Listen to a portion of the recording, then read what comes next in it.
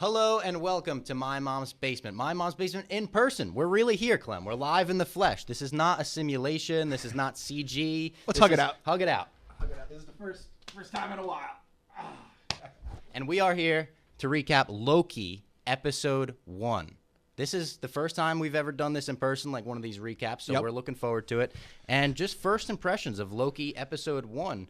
I thought it was really fucking good, Clem. You texted me and just said, this is going to be one fun show to talk about. Yep. We're going to have a lot of fun these next 6 weeks. And I'm just so fucking excited. And not only like WandaVision, Falcon Winter Soldier, I think the first two of them were WandaVision was like, what the fuck are we watching, right? Yeah. But it was like, and all right. I watched those in Abu Dhabi, too, at like 3 in the morning. Do you remember that? I was all like out of sorts. I was like, I don't even know if what I watched was real or if that was a dream I just had. Yep.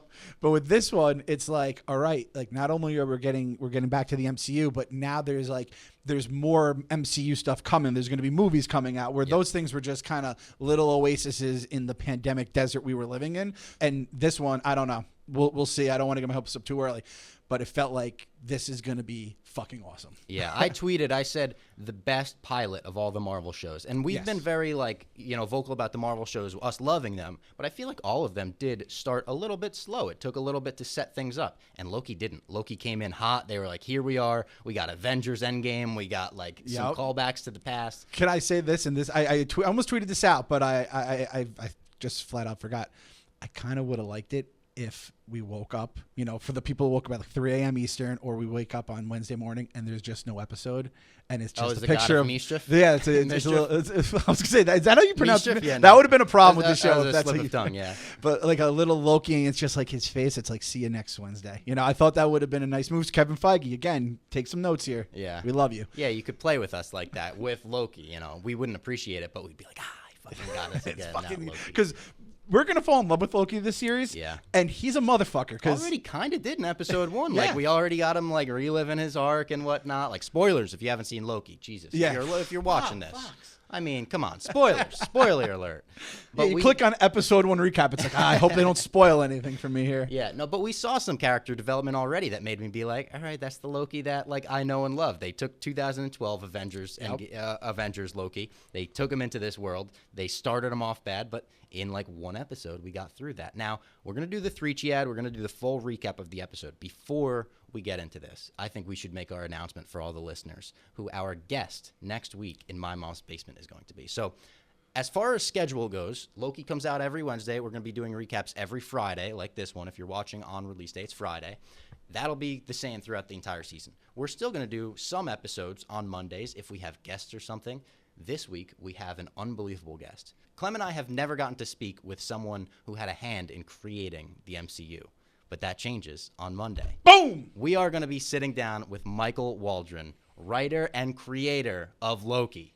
Unbelievable. A Barstool fan, too. Yeah, he follows. He's followed all of us on Twitter forever, so it's, kind of crazy. And I DM'd him months ago. I said, would you be down to, talk about Loki once Kevin Feige gives you the okay? I was like, don't get me vaporized over asking you this. But he's like, absolutely. Gave me an email. He's like, let's do it. So next week, on Monday, we're doing the interview. I'll edit it that day, and I'll try to get it out that day as well. I think that is going to be a blast. And I'm glad it wasn't a pre-Loki thing. We get to watch episode 1, so we could actually ask him about some things that are in the episode. We are going to fucking pick his brain and try to get every ounce of spoilers, and we're going to throw a bunch of fan theories and shit at him, and we're going to see what sticks. Every single thing he says, every reaction will be measured, and we're going to figure out what the fuck's We're going to make sure he doesn't Bettany us either. what Bettany did to poor Jeff D. Lowe. Our poor king. He's so good looking in his Bettany. He's like fucking Medusa. You can't look at him, or you can't even hear his voice. You have to hold your ears because he just fucking melts you with those good looks and that great accent. He really does. And the outfit changes mid-interview. It's like he does a Lights Camera Barstool interview. He's in a turtleneck. He does a KFC radio interview. He's in a suave little tan jacket. This guy is. He compliments Ken Jack, so Ken Jack completely melts in his hand. So Ken Jack can't even be like, oh fuck this guy. Nope. So. This is going to be a good one, though. This is a big day for the basement. It's going to be a big day for the basement. I mean, look at all of this. We're moving on up in the basement, it seems like. There's probably mice running around just like most basements, yeah, I know, right? Yeah. So welcome back to Barstool, right? The last time we did a Bad Batch recap, Ken Jack was the only one in here. We were remote, and he was like, oh, there's a mouse. Yep, we got a mouse running around. I think he got the mouse cam going. Now, let me tell everyone about 3G, and then we can get right into Loki Episode 1, because there is a lot to talk about. We got to get right into it. 3G is the Delta 8 leader in Delta 8 federally legal THC. They created the industry, they run the industry, and I swear by this stuff. I use it every single day. I have the 3G pen with me. It's actually at my desk at the office right now, and it just gives you a more functional, clear-headed high. I always say their website looks like Willy Wonka's chocolate factory at this point, because they've got the brownies, the cookies, the edibles, they've got cereal treats, they've got vapes, they've got gummies. Any way that you could consume 3G, they pretty much are offering for you, and that's good. Some people don't want to smoke. Some people would prefer an edible, and everyone that takes the edibles here loves them. I mean, we have like an office of 3G fiends. Every time we get a new shipment, people are like, let me see. It's like when the kid has a pack of gum at high school. It's like, oh, I can only get a piece. Let me get a piece. The seagulls come over. Mine. Everyone just jumps on in there. And again, it hits old, it hits young, me, large, and then it hits Rob Fox, everyone in the middle, and all different walks of the Barstool world we live in. And, I mean, WandaVision we said was the case, but now watching this episode, after the episode 1, Loki is the 3G show. Oh my God! When you're talking the time travel and the going back and forth, and like, wait, does this mean that? Does the variant mean that? Or the Minutemen this? If WandaVision was the official show of 3G, this is like, when they see in this episode, we're skipping ahead a bit, when they see the Infinity Stones in the drawer, they're like, oh, that's not really much anymore. That's what WandaVision is to this. Like, oh, you think that was a lot? Wait till you see this shit. So go to 3g.com right now. You could see the Willy Wonka's chocolate factory like we talked about, and use the promo code MMB. You'll get 5% off your complete order. Again, I swear by this stuff. I love it. Use it responsibly. You must be 21 or older to use it.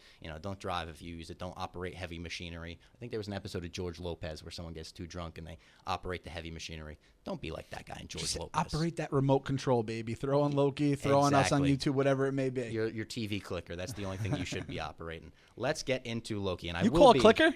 No, I don't. I just called it that. You're having you weird used remote. You used remote, so okay. I didn't want to double up on what you said. I was going to say Bob Fox is having a weird pronunciation day so far. I wouldn't. You're call outside your element. All right, let's get right into it. We open with Avengers Endgame, which is I kind of expected to open with Avengers Endgame. No, it was Avengers 1, wasn't it? Oh, no, I'm sorry. Well, it's like, when they go back to Avengers 1 in Avengers Endgame. Yeah. So it is, it's the whole thing. My brain, I'm not on 3G right now. My brain just put itself in a knot because that is exactly what it is. Oh, fuck. So it's 2012 New York, though. That's what it is. We see the original Loki being taken downstairs by the Avengers. We get to actually see the Avengers, which made me turn to Trent. I watched this with my roommate Trent, and I said to him, I was like, did they get paid for this? Did Robert Downey Jr. get a fat check for Loki episode 1 just for them reusing the footage? I don't know.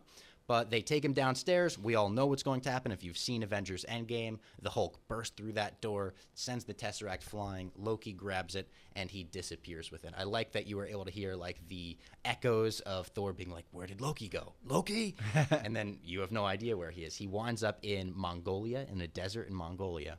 And this was great. Great way to start the episode because we get 3 or 4 Mongolians walk up to him, and he stands on a rock and immediately starts trying to rule. And he's like, I am Loki, leader of Asgard, soon to be leader of Midgard, whatever. And in the middle of this, they're like, who are you? What's your name? We don't know. We get the TVA. Now, we don't know who these people are first, but we see officers come through these teleportation doors, and they say, yep, it seems like a standard time sequence violation.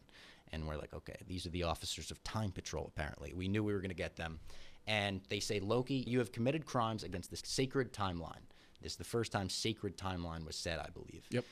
And Loki says, it's been a very long day, and I don't want to deal with this right now. I think that was written in there to remind us that, this is the same day Avengers 1 happened for this motherfucker. He just got put into the handcuffs. Instead of going into a jail cell, he's dealing with the TVA now. That's one of my favorite things about this is you forget Loki just tried to take over New York City, or I guess the world, basically. This was supposed to be the beginning of it. He has this massive fucking army. He got fucking hulked, right? Where Hulk just smashes him nonstop in the Stark Tower or whatever. And now he has fucking time traveling weirdos just sucking him up, and he's getting shot halfway around the world. He has the Tesseract.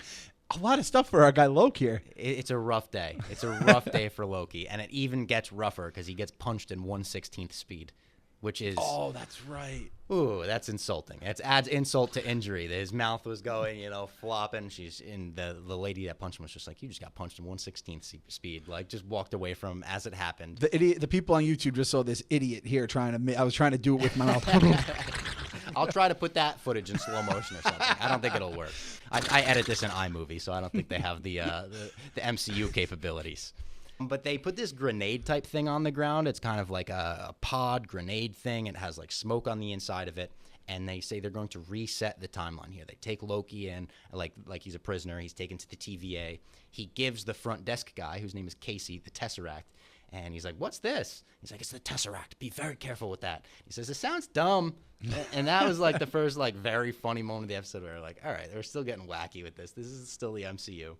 And he's put in front of this robot that takes his clothes from him and then drops him into an office. And this is what we saw in the trailer, where they say, they put a stack of papers in front of him and they say, please verify this is everything you've ever said. He's like, what? Another paper prints out that says what? And also sign this as well. And it's the first DMV style scene in this episode, which we get many of. Every time he was walking through like the take a ticket thing, I was like, oh, this feels like when I went and got my passport. This feels like DMV. It's just the dimly lit room, kind of like an ominous vibe. Very processed oriented. Yeah. You can almost smell it, right? It's like a 70s dated kind of thing. I loved the words coming out and the giant stack of papers. Like, would you have? I would have looked. I would have definitely looked to see the stuff I said. You know, yeah. You start with the first word to see what your actual first word was. Then you go to like just some of the nonsense you were saying. Go to like maybe a drunk night and be like, oh shit, like forgot about that one. I know. It's you never go back and look at your old Facebook statuses and you're like, ooh, that's a little cringy. Why did I say that? Crumple those up and throw them out, right? Yeah. I was also thinking, like, what else would you want in like if they were also like, here's what you said. What was there anything else? Like, I'd love to see every time I took a piss, just like a list of that. Stats. Yeah. I would like to see the number of times I've seen certain movies. Like every movie I've seen and how many times I've seen that movie. What would be number one? Is it Star Wars? Like It'd probably be The Empire Strikes Back. Honestly, I think Force Awakens is up there because after The Force Awakens came out, I was so high on Star Wars that I would just like watch that on loop. The original Adam West Batman would be very high up there. I could quote the Adam West Batman like word for word. I would watch that just constantly as a kid. That and The Phantom Menace, my sister said she got so tired of by the time I was like 4. You were the little brother who was doing that, huh? Yeah. Mine's, I'd say Die Hard. Die Hard's number one for me. Just in terms of scene, though, like the portal scene from Endgame, it's only been a few years. I watched that. I think looking back now, like a little bit of time has passed. I think that's how I coped with the pandemic because I watched Portals like 4 times a fucking day. Just the music, everything going on. You just had like that feeling of hope in you. And that, I think, looking back now, got me through a worldwide pandemic that was pretty fucking depressing. You know what? If we have any listeners that are psychologists, I would love for them to like do a study on the endorphins that releases in your body. Like when you watch that, there's got to be something, Has you know? to be. There's got to be something to the Avengers music. There's got to be something to the Avengers Assemble, the On Your Left. Everything about it was just concocted into the perfect moment. And maybe that is why when Loki gets into the argument with the judge and he's like, what, these 3 people are saying what is and what isn't right when we're all jumping in times and once, they're like, nah, that was supposed to happen. Listen, Loki, that moment was so perfect that was supposed to happen. That was supposed to fucking happen. Trust me. You didn't get to see it, but all of us that did get to see it. And there's also some about like we were in the movie theater, I guess, around other people. It's I almost did a blog the other day. What is like the greatest scene that you saw in a movie theater for the reaction? And I don't know how it could be anything but Portals, it's right? The entire stretch of like Cap getting Mjolnir and into Portals, because that even was huge. I remember Frankie said, I felt like I blacked out when Cap got the hammer. And Frankie said he looked over at me and I was like this on my chair. And I was just like, and he was like, what the fuck? And we were in the last row of the theater, so I wasn't blocking anyone. But yeah, I just blacked out. And then by the time Avengers Assemble happened, it was clean up on aisle fucking 16. We needed a new pair of pants for me. And Frankie is in no place to be judging anyone because a bunch of random strangers skating on ice make him do the same exact things, right? Exactly. He got to see I got to see lunatic Frankie when we once went to a Rangers Islanders game together, and he got to see lunatic Robbie when we went to go see Avengers Endgame together. They take the Asgardian leather off of him. And I just want to take this opportunity to say, if they took my Cuts clothing off of me, ooh, that would have been an issue. Me and the TVA, me and that robot with turn the you into the smiley Hulk. face. Yeah, we would have been throwing hands right there. Remember when we did the Batman '89 commentary? Yes. And the Joker just fucking would shoot every TV that he saw? That would be me immediately. Don't take my Cuts clothing. Cuts clothing is the future of apparel. I'm telling you right now. We were just talking about Frankie Borelli. Now we're talking about Steve Borelli, the founder of Cuts Clothing. See that little transition I did there? In 2016, Cuts founder Steve Borelli set out to create clothes ready for every occasion the modern man faces. So basically, he created a shirt that Loki could wear in the morning when he wanted to conquer New York, in the desert when he was like transported to a bunch of Mongolians, right? Or into the TVA under that jumpsuit. That jumpsuit that they put him in did not look very comfortable. Not great. It looked like a jumpsuit. It fits in with the rest of that like old ticket, old computer printing. They weren't caring about comfort with that Exactly. Cuts Clothing, though, they care only about comfort, and that's why it's the only shirt worth wearing. That's what GQ says. GQ is like, when I think GQ, I think like James Bond, like the highest of suaveness. I think if I need to know what to look like, what a man should look like, GQ is usually the place. It's not me. And that's even in movies, right? When there's like, I feel like Friends with Benefits. I think Ashton Kutcher's character, or that's Justin Timberlake. Oh fuck! It's one that we did. The twin sister movies. Listen, sorry, Cuts Clothing. We messed up the movies on your ad read. But Justin Timberlake's character, I think, works at GQ because it's just like, oh, he's the coolest guy in the world. Of course, he works at GQ. That's what they say about Cuts Clothing. They have Pika fabric, which sounds like something out of the MCU. It is a design that is fitted for the office, the golf course, at home, the gym, or your next hot date. Ooh, they said your next hot date. Look at that. Caliente, not just date. The listeners in MMB, they're getting some. I love it. Cuts Clothing makes the date hot, you could say. True. It absolutely It's does. a cold date if you don't have the cuts on. If you put the cuts on, immediately a hot date. Yeah. But it's not just a lifestyle. It's not just clothing. It's office leisure apparel for the sport of business. I love that tag they got there. Get 15% off your first order right now by going to cutsclothing.com/basement. That's cutsclothing.com/basement for 15% off, the only shirt worth wearing. Now we can get back to Loki. He's sent into this line where they make the joke, like, what is this, a deli? Because they say, take a ticket. Taking the ticket, I said this to Trent, was my favorite thing in the world as a kid, at the deli. I would always go to ShopRite with my mom, and I'd be like, I'm taking the ticket. Like, you better not grab that ticket. She'd be like, I'm not taking a fucking ticket. You grab the ticket. Go up to it, fucking grab the ticket, and then I would always, like, grab another one, fold them into little paper airplanes, because, they have the little wings on them. Oh, my God, that was my favorite thing. Let me tell you, that still plays, because the kids with their tickets, because then they have it, like, the rest of the trip, they're playing with it until they get, check out or whatever. If fucking COVID took away the tickets from us, because, at this point, I think anything where you're touching stuff is going to start going away. I mean, we just hugs, so everyone thought hugs were dead. Hugs are not dead, my friend. We're bringing them back. Portal style. They came in through Doctor Strange brought them back. I hope they do not take the tickets away, because it makes the food taste better when you get the ticket. You went through the whole process. I waited for this. Yeah, exactly. Yeah, I waited. It was a journey, but he doesn't get a fun, sandwich at the end of it, unfortunately. Yeah, exactly. Did you get? Did you think of any other piece of content when he took the ticket? When he took the ticket, did I think of any other piece of content? It's a movie.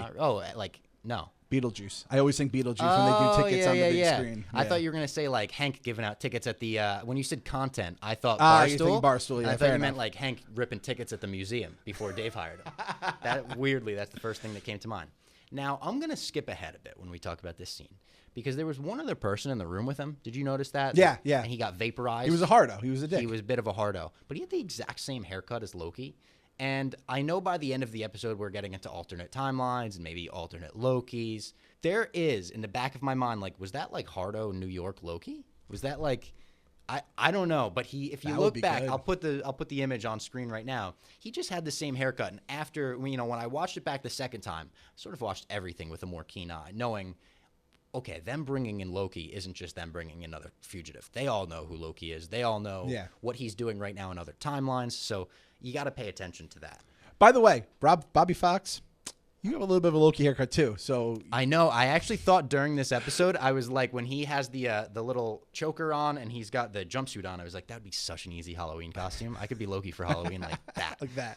So while Loki is online at this DMV-style place, though, a Miss Minutes video comes on television. This is WandaVision-esque, right? In terms of the old-school cartoons, I immediately thought back to, like, okay, this is kind of like the WandaVision intros. They nailed the Miss Minute, because I just kept calling her Clocky. Or I thought it was Clocky, or I thought it was like a Bitcoin, like a cryptocurrency kind of thing.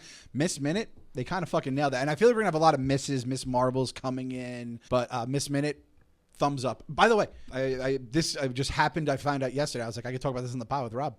Sienna, first grader, is learning how to tell time, like through a clock. I was like, I didn't realize. I thought that was like third grade. Where the hands are going and stuff. Yeah, or at least second grade. first grade, and this is first grade in a pandemic. I feel like this would have been months earlier if it was like in person.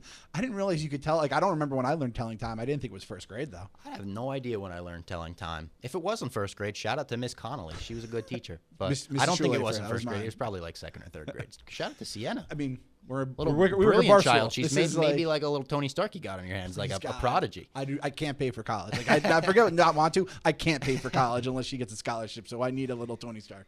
In the Missed Minutes video, they tell us the story of the timeline and sort of the TVA, why the TVA exists. They said back in the day, thousands of years ago, there were multiple timelines. They were all split up into different things, and then 3 timekeepers emerged. They came together and they reorganized the multiverse into the sacred timeline. They showed, all of the little timelines went into one thread together.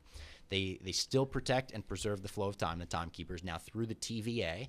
But we haven't seen the timekeepers. We only saw them through the cartoon, which everyone is pointing out. One of the timekeepers looks a lot like Kang the Conqueror. A lot like Kang the Conqueror. Like, a lot.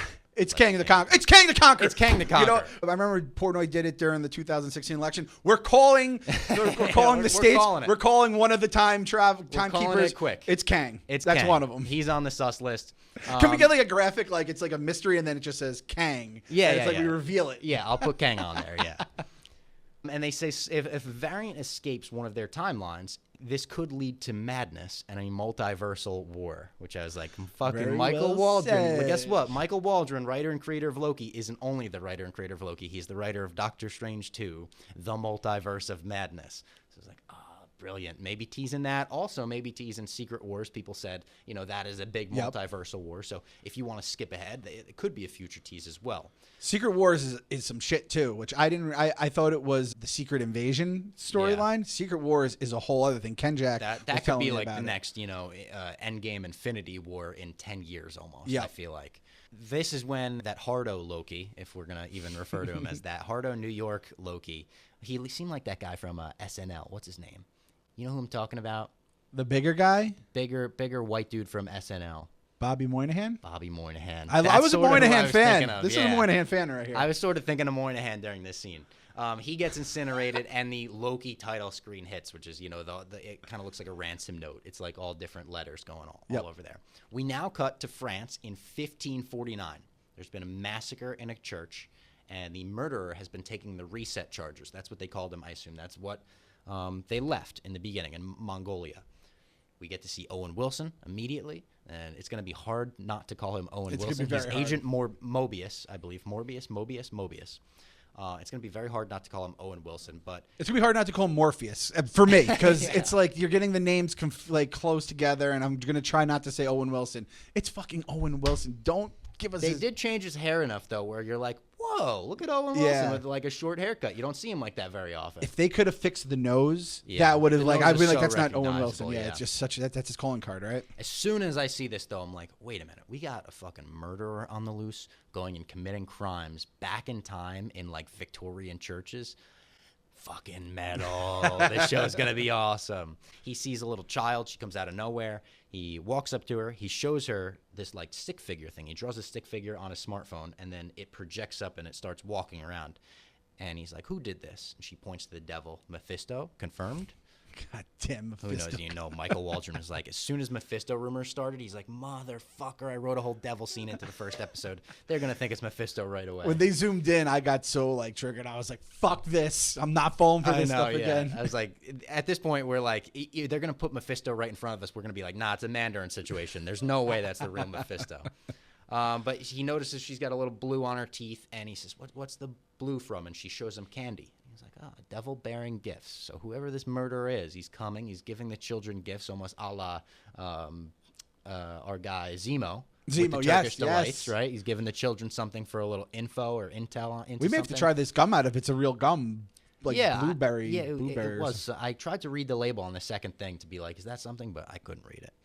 Too much 3G, maybe. If it was a real devil gum, it should have been the gum like in Pee-wee's Big Adventure that makes it look like you're bleeding out of your mouth. Yeah, that would have been a good devil freaked me out as a kid. It freaked me out too. We talked about this on the Karate Kid and how he fucking ruined Pee-wee's Big Adventure because I was a big Pee-wee's Playhouse guy, and he just made it weird. Large Marge, to this day, I've never been more scared of a scene in my life than Large Marge. And then obviously the bleeding gum thing always freaked me out too. The bleeding gum thing, that's like when Papa Shango cursed the Ultimate Warrior. Started bleeding black and throwing up black. Oh, that was like the worst day of my life. I still, because I watched that live, I was a little kid. Not that if you didn't watch it live it makes a difference, but I saw that live and I freaked the fuck out. Yeah. I've never been more scared of, I don't think, another creature or human in this world than Papa Shango at it, because he showed up on Saturday mornings when it was usually basically human cartoon characters like Hulk Hogan. And you want to talk about an actor showing range, Papa Shango to The Godfather. That's amazing. That's one of the greatest fun facts. Give him a retroactive Oscar, I know he's in the wrestling world, but it's the entertainment business, and that's impressive. That is impressive. So at the end of this scene, Owen Wilson is handed the Loki case. They said, "Sir, I think you're going to want to see this," and they slapped the Loki file in front of him. Loki is now brought into court, and he's charged with sequence violation 7/20/89. As soon as they said that, I was like, that's got to be someone's birthday or a date that, something happened, right? It's actually the day after my brother's birthday. He's born on July 19th. Oh, nice. So maybe, that would be his third birthday, I think, the day after his third birthday. Shout out to Mike Fox, my mom's basement guest, and also my brother. That's the more important part.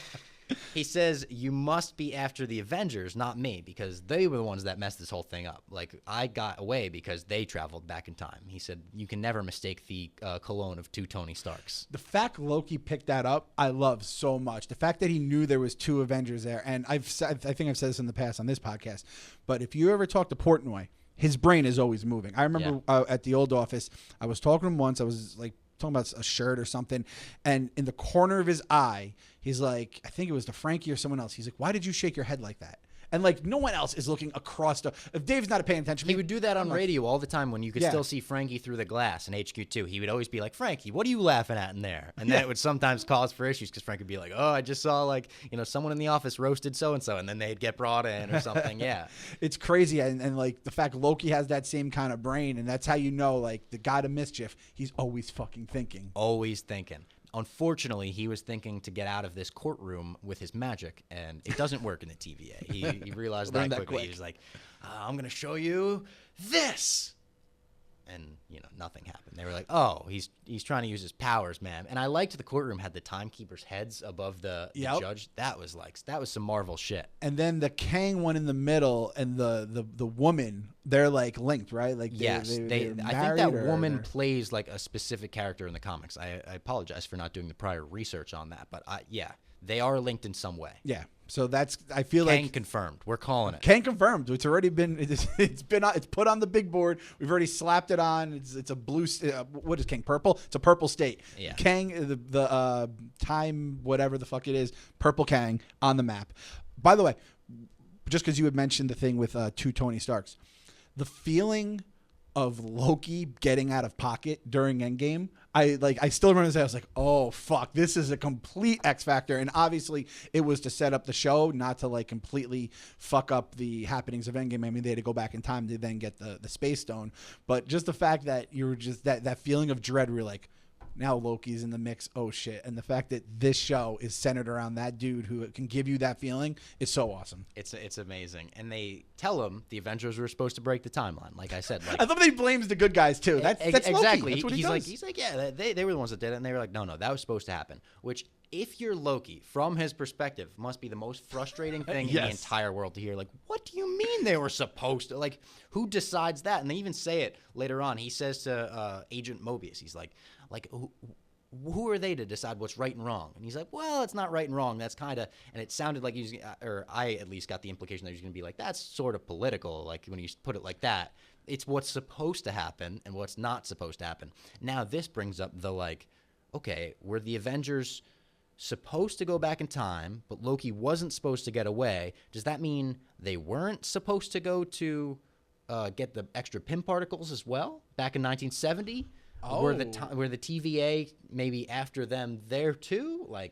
Yeah, I guess. See, this is where we talk about the 3-chi show. You hit 3-chi and then start thinking about that, and your mind expands. You know the galaxy brain? Yep. Your mind becomes the galaxy brain. Every episode, I'm going to do the wait, wait, Frank the Tank from Old School, because that's just how I'm gonna feel. But yeah, that kind of just broke my brain there, Bob. You kind of just broke my brain there. Like, what is? And if you're Loki, I understand his confusion. I understand his frustration. Like, what the fuck is supposed to happen? What's not supposed to happen? You know what I compare it to? It's like when you're a kid and you and your brother or sister are in a fight, and you get in trouble for doing the same thing they did. Like, no, but it's different because you're younger, or you're this, or you're that. Because I told you to. Yeah, exactly. And then, I mean, because I told you to. In Loki's exact, like, his brother is on the Avengers, who he's always fighting against. He's like, why does, Thor and all his friends get to do it, but I can't do this? Literally his brother, like you said. Yeah. It's fucking crazy. So God damn it. Another fucking season, and I'm with the villain.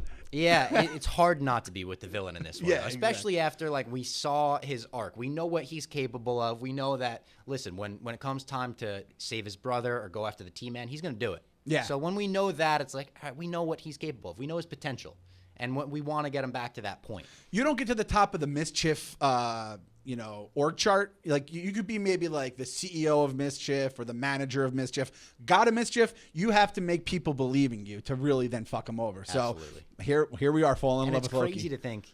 Remember when he made that big appearance at Comic-Con in full costume, and it was like this big thing? That was going to be the last appearance of Loki. That's what it was for. Yeah. In the Dark World. They were like, it's going to be the last time you see Loki. And everyone's like, cool. Like the third time we see him. Now he's got his whole TV show. He's in all the movies. I feel like he might be, by the end of this show, like the leader of the TVA. Even the big purple man couldn't keep him down. No resurrections this time. Not so fast, my friend. Our friend Michael Waldron is like, nah, fuck you, Thanos. We're fucking resurrecting that motherfucker.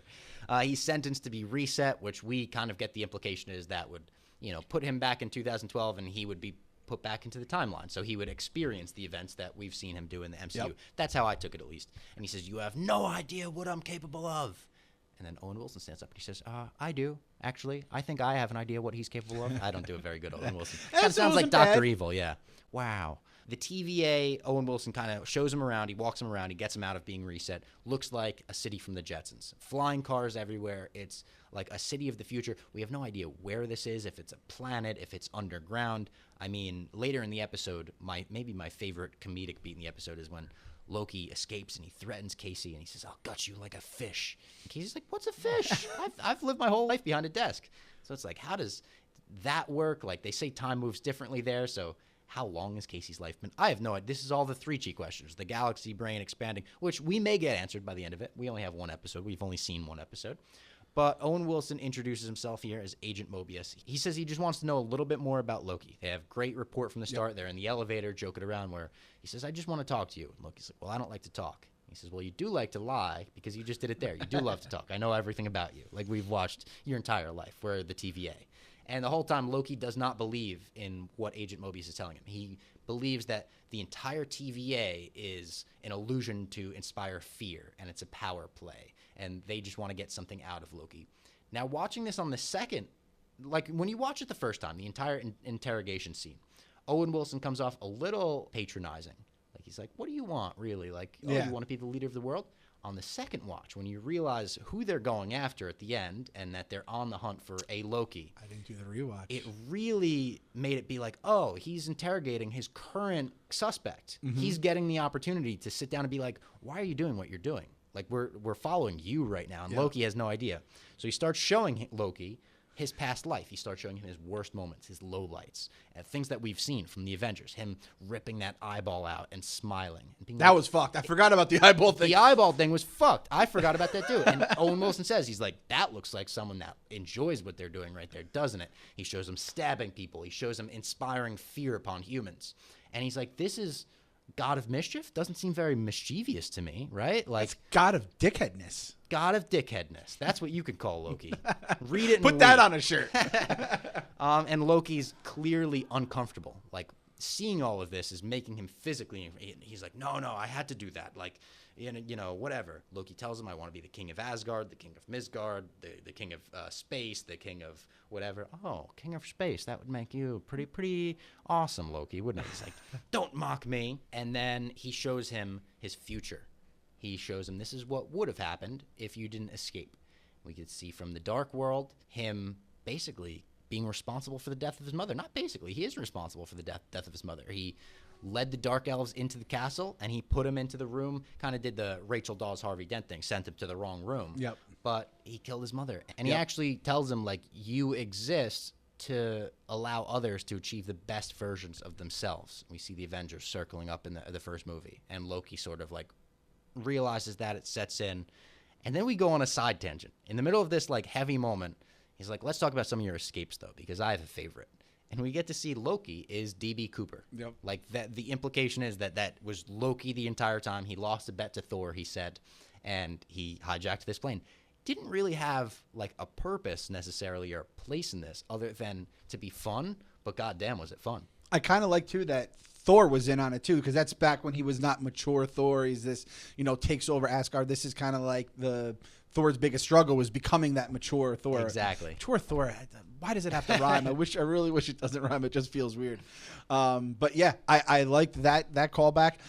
One thing I didn't understand, why was Loki so amazed by that place? I feel like he's probably seen some crazy shit. And I was thinking he in Ragnarok, he goes to space and all that. I forget this is 2012 Loki, so he probably doesn't know. True. I mean, It's Asgard is 2012 pretty Loki, fucking gnarly. And his magic doesn't work, though. I think that's a big part of it. Oh, okay. And he said he tried to use the Tesseract multiple times in there, right? So I think, like, all of that not working is like, what the fuck is going on right now? And why am I, like, being held, like, captive? How often is it that Loki's held captive? Yeah, exactly. In 2012, not often. 2012, the year of our Lord.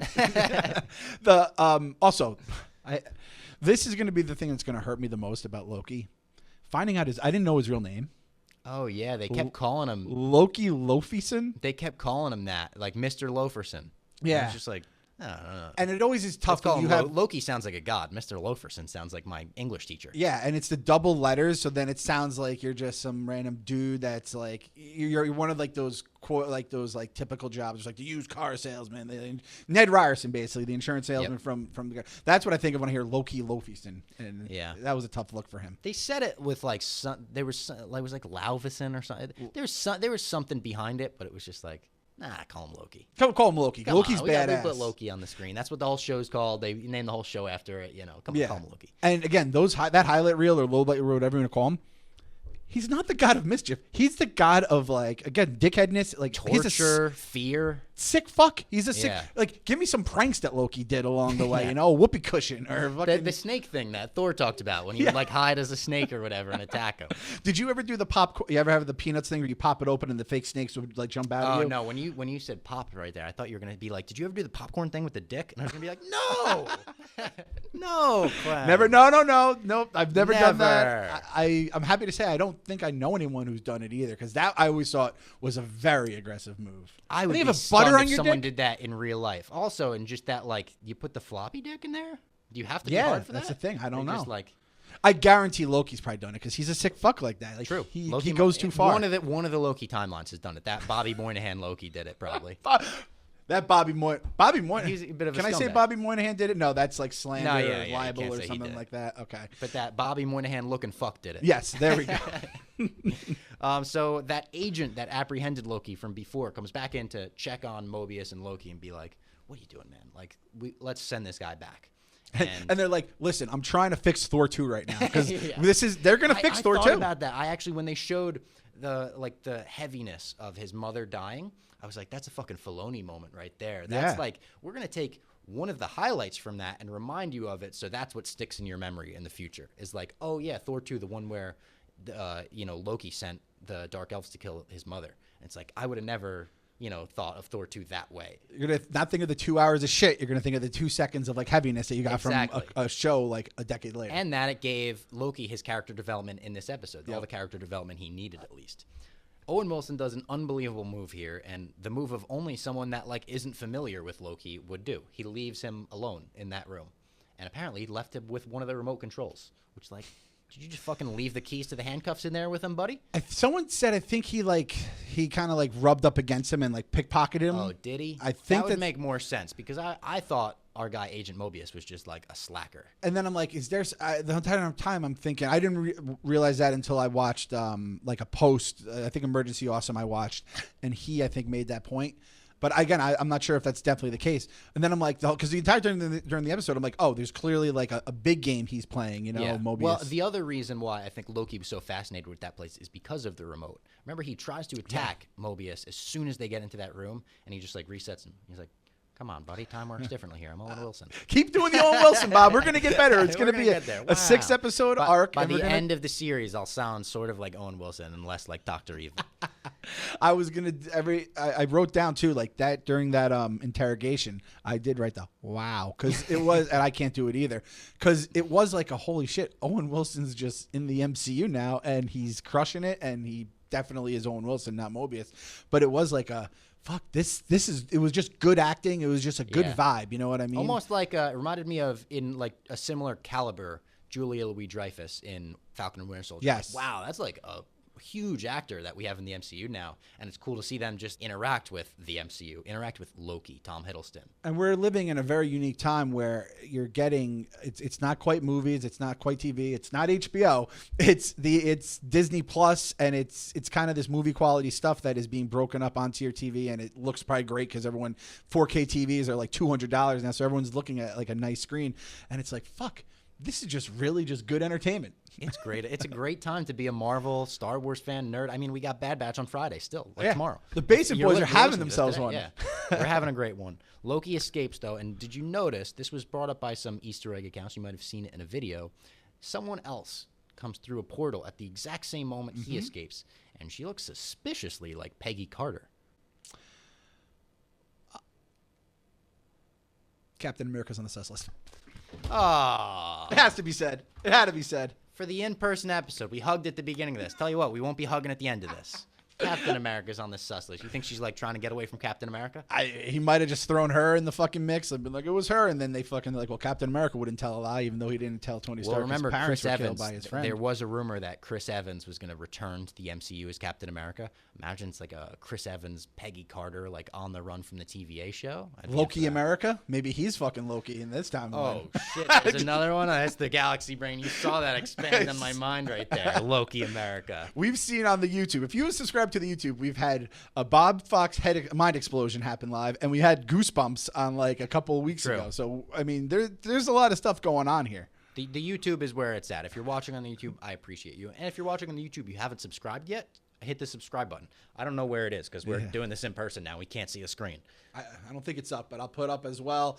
And if you subscribe on the YouTube, obviously still subscribe on iTunes. Totally. Because iTunes, Spotify, wherever you listen to your podcast. Because sometimes, too, I'll put one interview up in one spot first and let it stay exclusive for a few days in that spot. So you got to stay subscribed. Exclusive.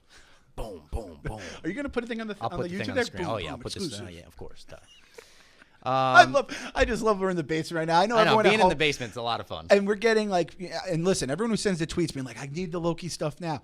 We appreciate those. It makes me feel so happy that people want to hear what we have to say. And it's kind of like it's a group, right? We're the only two who are talking during the group, but the basement's all about family. Totally. And we're going to take questions too. Send us questions for Michael Waldron so we could like make that, the basement interviewing Michael Waldron. All of us. Good call.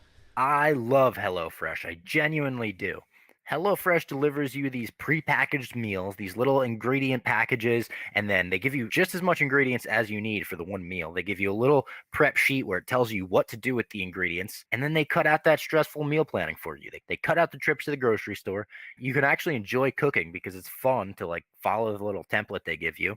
You get dinner on the table in 30 minutes or less, and they're not bullshitting you. You could really make these meals in 30. They offer 25 plus recipes to choose from every week, from vegetarian meals to craft burgers and extra special gourmet options. There's something for everyone to enjoy, especially me. I'm kind of picky with my food. I like a lot of plain stuff. I don't like a lot of spices. There's something for everyone with HelloFresh. All of these recipes are designed and tested by professional chefs and nutritional experts to ensure deliciousness and simplicity. They've got a wide variety of easy, delicious options for all 3 meals a day, plus every snack and special treat in between. I love making this stuff. It's so easy. Like I've said, you could pick your meals, you get them delivered right to the door, right in the little prepackaged brown bags, and throw those in the fridge, make one per night, and you got meals for a week. Go to HelloFresh.com/12Robbie and use code 12Robbie for 12 free meals, including free shipping. 12 free meals is an amazing deal. HelloFresh.com/12Robbie and then use the promo code 12Robbie and you will get free shipping and 12 free meals. This is when Loki goes and gets Casey. He threatens to cut him like a fish, and Casey says, "What's a fish? I don't know what a fish is." Casey's delightful. Delightful. I hope you don't put him on the sus list. We'll get to that later. His teeth are kind of funky, which scare me. I don't know if you Oh, noticed really? that. I don't know why I noticed it, but because Casey, again, everyone there, if they're like made by the time travelers or whatever, and then I'm thinking like, were they just? It's kind of like in Watchmen when these people are just made by, and I'm like, there's probably something. They're not like regular beings that were organically made and babies and all that stuff. So then I think I saw his teeth and I was like, It's like in Jack Nicholson in the part. She felt funny. It's like his teeth are kind of weird, and he doesn't know what a fish is, and he has Infinity Stones in his fucking drawer. Yeah, he's kind of throwing me off right now. Well, Casey. that is what I think makes Loki realize that this place is not an illusion. This place is everything it's cracked up to be, because Casey opens that drawer when he says, "Give me the Tesseract," and it is full of Infinity Stones. I mean, full of it. There's 2 like big Soul Stones. There's tons of Time Stones, which I thought was clever that there's the most Time Stones, because that's probably what people were committing crimes with, time crimes with. But there's, Reality Stones. There's every stone in this desk, and Loki has this. No Mind Stone. Oh, there was no Mind Stone because it's in Vision. Did you see the fucking size of that goddamn Soul Stone? Huge. It was a rock. It's like the size of a hand. Like you could fit that thing in your, like a softball. Yeah. I want to know. I need to know the story about that Soul Stone. I don't care about all the other stones that were in that drawer. That Soul Stone. How did it get there? Someone made the whole sacrifice only for it to get confiscated. That's yikes. Oh, yikes! Yikes. Major yikes! You wake up in that goddamn water, or no, I guess it could have been in another place at some point. But no matter what you're doing, a soul for a soul is the rules. Soul for a soul, everyone knows the rules, right? Yeah, one soul. Everyone knows the rules. And Loki has this moment where he says, "Is this the greatest power in the universe?" He's like, and Casey tells him like, "Oh yeah, those are like some guys use them as paperweights." Now we got a lot of questions about this, and like it was actually like a point of contention for some people. I want to get to that right away before we even get to questions because we're talking about it. My friend James McKenna wrote in and he said, "Here's my main question after leaving episode 1. Are y'all concerned about all of the past decade of Marvel content being reduced to paperweights? I get that we're moving forward, but it felt like an odd way to establish that." And I'm not like concerned with that. I didn't take issue with that. I actually thought it was very similar to the moment in Infinity War. In the very beginning, Thanos takes the Tesseract and he crushes it with his bare hand. Yeah, and you're just like, oh my God, like the whole fucking Avengers lead up was to that thing, and he just like broke it in his hand into a little stone. I took it as that, like, listen, that was the past, and now that doesn't apply here. Like, we're moving on to a totally new realm where like the Infinity Stones just can't solve everything anymore. That's a great call, because again, that Tesseract, just like looking at it would like fucking paralyze people for like days. And then Thanos, that's how I was like, oh, this guy is fucking, he means business here, and he can fuck shit up. A piece of paper he crumpled up. Yeah, exactly. An origami square. He was like, and you know what? Listen, I don't know if there's anyone that loves the Infinity Stones more than me. That's why me and the T-Man have grown so fond of each other over the years, because the way he wielded them. But in the words of the big man in Forgetting Sarah Marshall, it's over. It's time to move on. I love this, and you know what? I'm sure the Stones will come back in some sort of way, whether or not it's one of them, or they even just, again, I just see that fucking gauntlet. They do present problems too, like storytelling problems. Yes, and that they can solve everything. It's almost the Superman issue of like, well, if you have the stones, like everything's going to just work out in your favor. We'll bring this up on Monday too. I think that's a good question to ask on Monday. Be like, did you write that because you want to just say, hey, listen, did you want to like move on? Is it a story writing thing? I imagine probably a little bit of both. And this is someone that loves the Stones. Like, we have to move on from the Stones at some point. And again, they will come back. But they made the Infinity Saga the Infinity Saga. Yeah. And now this next saga has got to be something different. The Time Saga. It's going to be the multiversal saga. Yeah, exactly. Which, by the way, when I heard multiversal saga or multiversal war, I saw the Secret Wars stuff, the time. I didn't know if the Eternals were a part of that. Because I know the Eternals. I think they are. Yeah. And I said, oh boy, this is gonna get weird. This is gonna be a Things weird ass series. Weird, yeah. We're gonna go on Reddit and completely ruin the show for us, and it's gonna be a goddamn trip. So as soon as he realizes this is the greatest power in the universe, I can't believe I am where I am, the TVA spot him. They try to continue to chase him, but he warps back to that room. And now he has a different look at the footage that he was being shown of his future. And he watches his mother's death again. Amazingly acted scene by Tom Hiddleston. He's crying, right? Oh, and I wanted to shout out Casey actually had a cameo in The Mandalorian, season 1. The episode where Mando kind of gets it on with his lady, and they have to teach that whole village how to fight. He was one of the villagers. Really? Someone had a side-by-side, yeah. Wow. So he must be just one of those guys in the Disney family that was probably easy to work with on the Mandalorian show, and they gave him a call back, like, hey, do you want to have, like, lines this time? And he crushed it. What I would give to get into like the phone book of the casting director of anyone who works for Disney, and you just like you're getting those checks every few months or whatever. Maybe fuck. I mean, listen, I love my job here too, but damn, that you're in some cool shit. It probably pays pretty well, and Casey's and that's cool living stuff good. to like when that guy's 80 years old. He's gonna look back and show his grandkids, like, check out this episode of fucking Loki where I'm in it and Loki's threatening me. Like, that's the coolest shit in the entire world. Yep. So he goes back, he watches his mother's death. He's weeping in that room. He's crying. It's really hitting him hard. And then he keeps going forward. He keeps fast forwarding. He sees his father's death, and he sees that him and Thor are kind of sitting side by side. The son line was big. My sons. My sons, yes, absolutely. And then sees him and Thor teaming up side by side. And some moments from Ragnarok where Thor is saying, those sentimental lines. If I thought we would fight side by side forever, brother. And then goes back to maybe you do have some good in you. Maybe you're not all bad. And Loki's like, maybe I'm not. And Loki realizes his potential in that moment, I think. And that was, I think, their way of developing him into the Loki we know in 10 minutes. You know what I mean? Using the kind of catching him up to the Loki we were left off with. And I'm not saying he'll be exactly that. I think he still will be more mischievous and not as good. He'll be some shades of gray within him. He might want to take over the TVA while he's working with them or something. But it was a heavy scene, and it was one that was necessary for him to realize everything that happened in the sacred timeline. Yeah, and they're gonna. I feel like at some point they might have to do something like this with Gamora if she comes back for Guardians and all that kind of stuff. And again, it's like it is one of the things that sucks because I love the growth of her character. I love the growth of Loki's character, even though in the end you still couldn't trust. Like I feel like if Loki kills Thanos there, he ends up just taking the gauntlet and snapping everyone. Like he's just a dickhead. He's the god of dickheadness. They're gonna have to do the same with her as well. But it does suck that we lost that Loki just like we lost that Gamora. But in the end, like that's just the way comics work. It was a great death. It was important. And seeing your own death must be a fucking trip. And I was geeking out when the T-Man came showed on the up. screen. I know. Woo-wee! We were asking for that in WandaVision, I think, like every single week. episode we were like, the commercials got to be the T-Man, right? The commercials. And immediately they were like, we're giving you the T-Man in your face. Boom. Cracking necks. I know they said the bone cracks on the closed captioning, and Loki's face like changed like, oh my God, I can't believe that motherfucker just fucking killed me.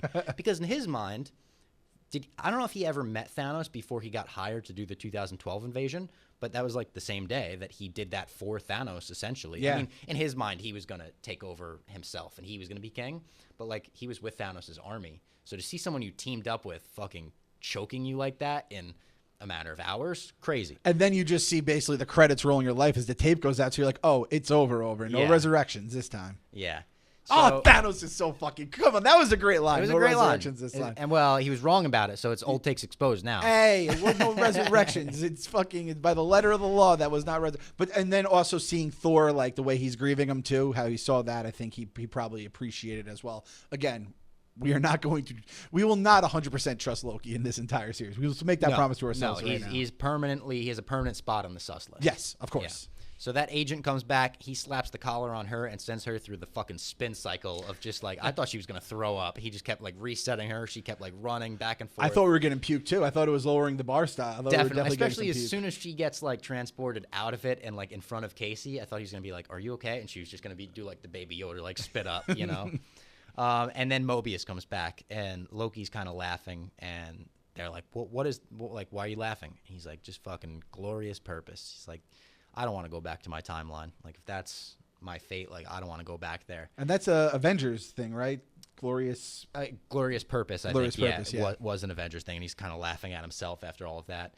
And he tells Mobius in a great, great Loki moment that he doesn't enjoy hurting people. And he calls back to the line that he thought the TVA was earlier. And he says, it's all an illusion to conspire fear. And Mobius realizes when he was talking about the TVA before, he was just projecting. He says, oh, you do know yourself. And he said, yeah. And he says, well, I think I can offer you a job. Loki said, like, you're going to send me somewhere to die? He's like, no, I could like offer you something much better than that. And he tells him, the fugitive we're hunting is you. Wow. I can't do it. I hate that I can't do it. Blew my mind. Truly, I didn't see this coming at all. In front of Trent, I was like, what? And immediately I was like, oh, that's why she said the devil. The fucking horns. The horns, on yep. Loki's I thought helmet. the same Come thing. on. Like, oh, that's such a great line. And then we cut to, and this was brilliantly shot. It's shot like a fucking horror movie. It's like a field in the middle of the night. TVA officers arrive. They're like, what is this? Some rich guy got himself like a time machine? We don't see anyone. Put the fucking reset charge on the ground. And then we see a hooded figure drop a lantern, and the entire field explodes. These officers burn alive. They're screaming. It's like a horror movie scene. Fucked. Loki walks up to it, or, a version of Loki walks up to it. He grabs the reset charge, and that's the end of the episode. I don't know why he's taking these reset charges. I don't really understand the reset charge, to be completely honest. I assume it's like a Men in Black thing, because in the beginning I was like, Owen Wilson's showing this fucking girl a smartphone. She's going to go back to her village, and they're going to burn her at the stake for being a witch when she tells them what she just saw. They're going to throw her next to Agatha and just light them up. Exactly. Like, she's going to be like, I saw a fucking smartphone and a stick figure walking around. And they're going to be like, okay, crazy lady. You got blue teeth, too, so that must be like a disease you have. Immediately, I thought back to rumors, though, months ago, when they didn't show us Loki, when they didn't show us the hooded figure. Thought back to rumors months ago that there would be multiple versions of Loki in this show. And I remember them saying there could be a female Loki, there could be like an older Loki, a younger Loki. I would have to assume the Bobby Moynihan Loki. Bobby Moynihan Loki. I'd have to assume, and I hope you're in agreement with me here, that the Loki that we saw at the end of this episode is not going to be played by Tom Hiddleston, because I think they would have showed us his face if it was. Yes, and the way that they've kind of had that shadowy and has the hood on and everything, it's keeping it. And I don't think it's a spoiler. It's kind of just a theory, as a lot of people think it's going to be Lady Loki. Lady Loki, or I've seen even, I think Richard E. Grant has been cast in this, right? And people are like, Richard E. Grant is a fucking villain. He gets cast to play villains. He's got sort of a Loki-type look. Could it be him as an older Loki? Or maybe Loki cast him so you think it's him. He could have. Whoa. Yeah, imagine he's not even in the show, and there's like, oh, that was one, mischief, as I said in the beginning. I'm telling you, I feel like we're on 3Chi right now, and we're not, but I think our brains are cooking. You know what? I probably always have a little 3Chi through my veins. There's probably in there somewhere. It's like the Hulk, I'm always angry. Yeah, exactly. The Delta 8 is somewhere in Bob's bloodstream at any given moment. But, man, what a cliffhanger. What an episode. This episode, I would say, hit everywhere it needed to hit for me. And I couldn't be more in for Loki. I couldn't, and I will admit, this is big of me. I had a screener for episodes 1 and 2, but I did not watch episode 2 because my man Clem did not have a screener, and I don't want to watch episode 2, know where we're going. But somebody told me, who saw episode 2, that there's a cliffhanger at the end of that one that's even worse than this one in terms of you're going to want episode 3 that much more. So I'm looking forward to episode 2. I can't wait for it. I'm looking forward to our interview with Michael Waldron even more. It's going to be awesome. And that is a very brother, I feel like, Thor to your Loki. Only because you look like Loki. I don't look like Thor. That would be a good Halloween costume for both of us. Ooh, I think we just... Ooh. Okay. If Comic-Con is back... Yep. Comic-Con, or Loki and Thor would be awesome. We got to get to that Avengers campus in California, too. Yes. So if we do that, I'll go as Fat Thor. I'll just bite the bullet. I'm not going to be regular Thor. I'll be Fat Thor. You be Loki, and we're going to go fucking didn't you say Brendan Clancy looked a little bit like the Winter Soldier? Yes, I did say that. Maybe we get a group together and we get like, the little MCU within Marvel. That would be really fun. I like that. Within Barstool, I mean. I like that a lot. Love the episode. The credits felt very WandaVision-y, where there was a lot of like things. I was laser focused on it. Let's see. We got apocalyptic event report. That was one thing. Number 9 is everywhere. So that's our new hexagon. Ooh, the number 9 was everywhere. That. Yep. We got, I don't know if this was actually, but I don't know if it was in the post credits, but the Nexus, like they just mentioned Nexus. So obviously we know that. They mentioned that in the Miss Minutes video. Yes, that's what was the Miss Minute video. They mentioned Nexus, and obviously WandaVision with the Nexus commercial, all that kind of stuff. So I'm sure the people on Reddit, and that's the other thing. We're doing this on Thursdays now, right? So so the episodes will drop on Wednesday, and we're doing our recaps much sooner to the release date of the episode. So we might have like less, to go on in terms of theories and Easter eggs that other people have spotted or we have spotted. It's much fresher in our minds, which is probably for the best, because then we don't have time to really ruin the show from us by just sitting on Reddit and reading everyone's theories. I got a tweet from Glenn here, and he said, quick side note from my mom's basement, I can't watch Loki until tonight. He woke this was on Wednesday, I believe. He woke up and saw Magneto trending and was met with a mix of happiness he's in the MCU and sadness that it got spoiled. Then he realized it's trending because the vaccine magnet political bullshit. The video where the lady tried to put the key on her. Yeah. She was like, it's magnetized. Yeah. Oh, So God, someone that's called her funny. Magneto. It trends because that's the thing. Like, you could have avoided like your timeline, and you still go on Twitter because you're addicted to it, right? But if you go to the trending section or something like that, you might see hashtag Magneto and be like, or Luke trended. Luke Skywalker. Yeah, when he came Did back. I just spoil? We're not going to say when Luke came in, but nonetheless. So yeah, so that He was had a the funny Return of story. the Jedi in 1983. Yeah. Yeah, exactly. Crazy moment for everyone who saw it. Would you like to get into the sus list or questions first? We'll do the sus list. The sus list is pretty basic. It's All right. 3 people long. Number 3, we've already revealed. Captain America, sus. Yeah, Throws unfortunately. Peggy Carter. He bullshit. would do what he did to Tony Stark. He does it to Peggy. He's just out for himself. That's just how. We do have a current case, me and the Captain America whole team for slander against For Clem. slander, yeah. There's been a lot of slam. Bobby Moynihan's legal team is currently gearing up, as is yours. Number 2 on the list, Bob Fox. Bob Fox, you look like Loki. You look like Like I could Loki. be a different Loki like timeline. yeah, exactly. So Like there's- maybe I was the Loki sent to Midgard to like send everyone off the trail. well Start right now talking about Loki. I'm going to put up the drawing that Triggs did of me and you, and I mean he's not really taking any liberties with that hair. That No, hair yeah. has the Loki hair going on. So Bob Fox And is, even like it's a little shorter in the show because it was a little shorter in 2012, and I just got a haircut too, so it is a little shorter. oh, how coincidental that you just happened to get a I haircut. know, Oh, wow. I know. It lines up unfortunately well. Be better at mischief, Bob, all right? If you're going to be the god of mischief, you got to be better at hiding it. And then number 1 on the list, it's fucking Loki. We're not taking Loki off the number 1 spot No. on the sus list at any given moment. I'm okay with that. There's like 1,000 different Lokis, Lady Loki, Moynihan Loki, Loki, Robbie Fox Loki. Loki is permanently, we're not losing track of, like, we lost on WandaVision, we got a little crazy. We blamed a lot of very innocent hostages for being the fucking I devil. was worried about that. I actually like the sus list today. I mean, I'm on it, but I'm on it with my guy Captain America. So I'm like, all right, I'm here with good company. And also, I was really worried that Casey was going to be on the sus list. I was like, you better not throw Casey on that motherfucking sus list.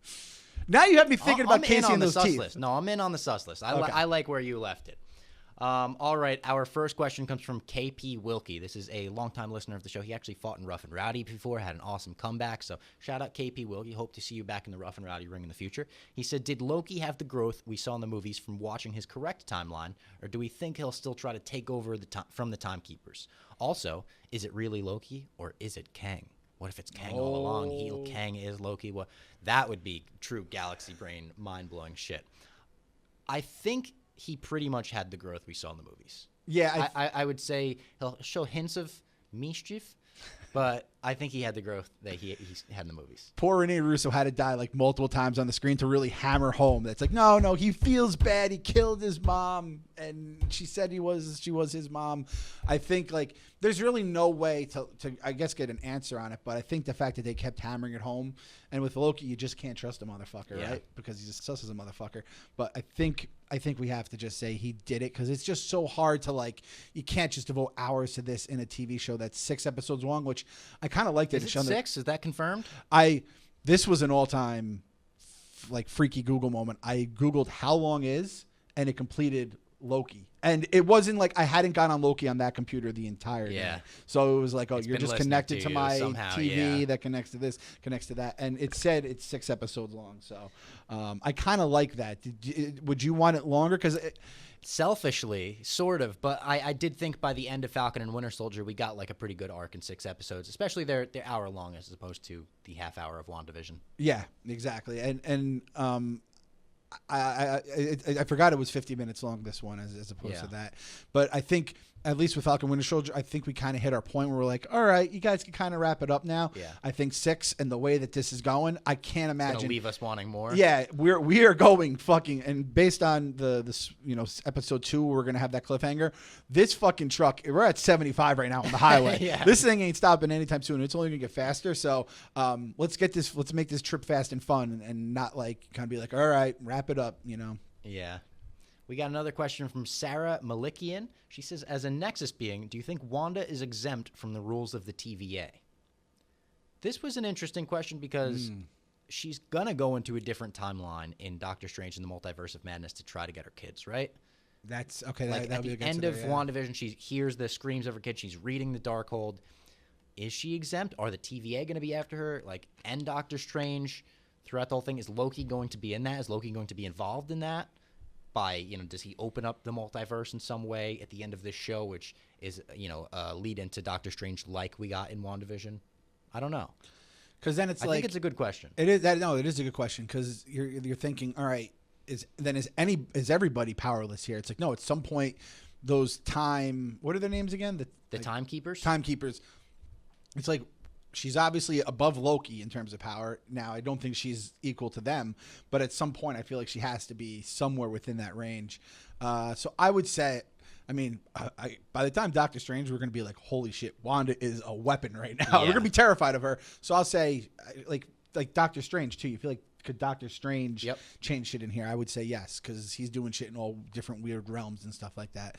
So, again, do not underestimate Wanda Maximoff for the rest of our time. Loki is always sus, and Wanda is always, like, fucking terrifying. It's basically a nuclear bomb just waiting to go. It's the Tony Stark bomb, and it's just beeping right now. Yeah. By the way, I rewatched Endgame very recently, like this past week for the 14,605th time, right? And, man, WandaVision made that, like, a much better movie in terms of every Wanda moment in that movie slaps so much harder now. Yeah, it does, right? When she's like, you took everything from me, it's like, oh, we know how pissed she is. We know just how, like, enraged she is. And her taking down Thanos, her afterwards being like, when Clint says to her, I just wish there was a way that she could know we won.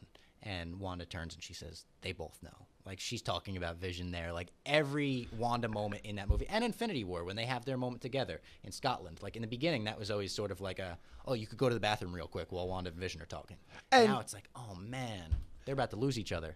And for the record here, Romanjo, I had to shout out the guy who said, did Clem write this? When she says, you took everything from me, and Thanos said, Stark killed your parents, Ultron shot your brother, I just took some fucking stone from your sex doll, and I'm the one to blame. It does raise a very good point. Vision doesn't even get into the TVA because he's a fucking. He's a robot. He's a robot. Exactly. Yeah. He's fucking Ship of Theseus. My fucking. I don't care. Tell me what that reminded me of, by the way, when Loki was like, "What if I'm a robot and I don't fucking know?"